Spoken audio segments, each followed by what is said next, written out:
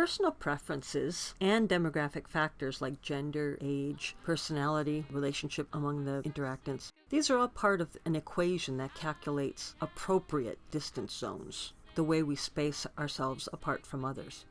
The violation of the norms and expectations that surround the use of space may be distracting, but in some instances, such arousal can potentially produce positive affects. This technique will give learners an opportunity to experiment with people's expectations and violations of those expectations.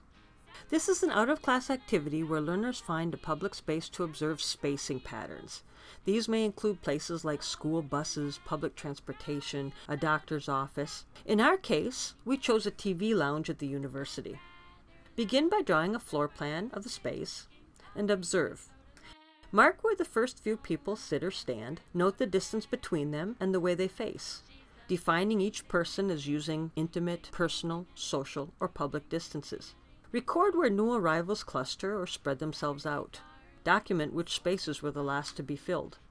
When learners gather back together in the class, ask if the patterns were similar. Were they different?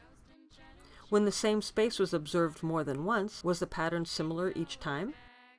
At the end of this activity, it's important that learners separate space expectations from those that were culturally defined.